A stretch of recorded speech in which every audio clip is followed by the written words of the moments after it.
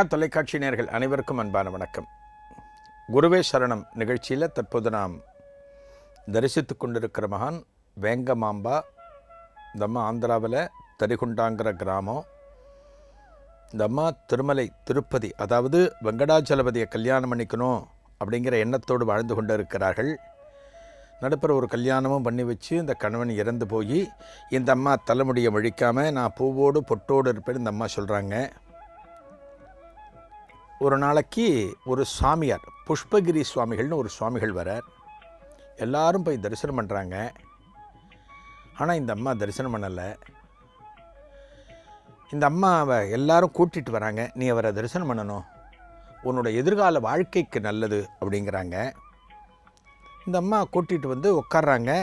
சுவாமிகள் வந்து ஒரு பீடத்தில் உட்கார்றாங்க. இந்த அம்மா அவரை பார்க்கவே இல்லை. எங்கேயோ பார்க்குறாங்க, சுவாமிகளை பார்க்கவே இல்லை.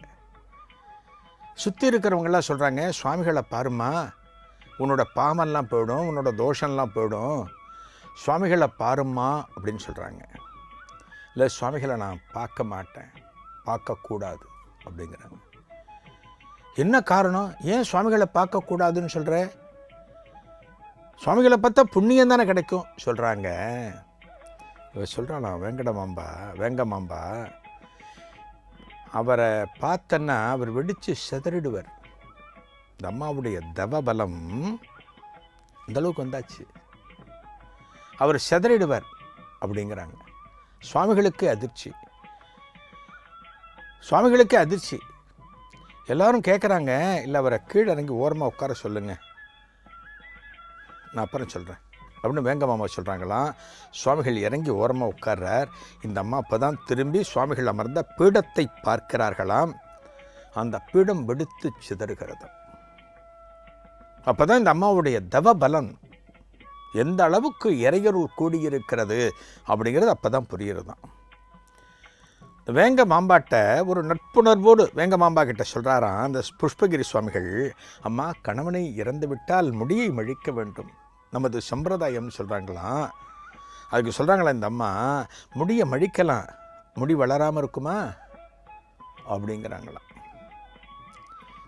ஆக பக்தியில் புறத்தோற்றம் என்பது முக்கியமல்ல, அகத்தோற்றம், உள்ளுக்குள்ளே நம்ம எப்படி இருக்கோம் அதான் முக்கியம். இந்த ஊரில் இருக்காங்க, பக்கத்தூர் எல்லா ஊருக்கும் போயிட்டு வராங்க வேங்கமாம்பா. இந்த ஊரில் இருக்கிறவங்க தொல்லை அதிகமாகுது. அதனால் காட்டுக்கு போயிடுறாங்க. காட்டில் சுப்பிரமணிய சாஸ்திரி அப்படிங்கிறவர் ஒருத்தரை பார்த்து அவரிடம் இருந்து யோகக்கலைகளை பயில்கிறார். யோகக்கலை நூல்கள்லாம் அங்கே தான் எழுதுகிறாங்க. நிறைய நூல்கள் நம்ம எழுதியிருக்காங்க. எல்லாம் முடித்த பிறகு ஒரு காலகட்டத்தில் இந்த அம்மா திருமலை திருப்பதிக்கு வருகிறார். திருமலை திருப்பதிக்கு வந்தாச்சு. இந்த திருமலை திருப்பதியில் வெங்கடாச்சலபதி பெருமாள் இருக்கார் இல்லையா, அவருக்கு தினமும் ராத்திரி 12 மணிக்கு ஏகாந்த சேவை 12 மணிக்கு, திரும்ப கார்த்தால 3 மணிக்கு ஆரம்பிச்சிடும், அடுத்த சேவை ஆரம்பிச்சிடும். இந்த 3 மணி நேரம் தான் ரெஸ்ட்டில் இருப்பார் பெருமாள். ஓய்வு அப்போ தான் அவருக்கு, அப்போ தான் ஓய்வு. இந்த நட சாத்துகிற நேரத்தில் 12 மணிக்கு இந்த அம்மா என்ன பண்ணுவாங்களாம், யார் வேங்கமாம்பா, இந்த பெருமாளுக்கு முன்னாடி வந்து நின்று பாடுவாங்களாம். பாடி முடிச்சுட்டு முத்துக்களை இந்த பெருமாளுக்கு சமர்ப்பணம் பண்ணுவாங்க. தினமும் ராத்திரி 12 மணிக்கு ரொம்ப சரியாக இந்த அம்மா வந்து பாடி இந்த பெருமாளுக்கு ஆரத்திகள் நடக்கும். ஏகாந்த சேவை பூர்த்தியாகும். இதுதான் வழக்கம். 3 மணிக்கு யாரோட சேவை? அன்னமையா கீர்த்தனைகளோடு ஆரம்பிக்கும். இன்றைக்கும் திருமலை திருப்பதியில் காலங்கார்த்தால 3 மணிக்கு அன்னமையா பாடல்களை அவரது வம்சத்தில் வந்தவர்கள் பாடுவார்கள்.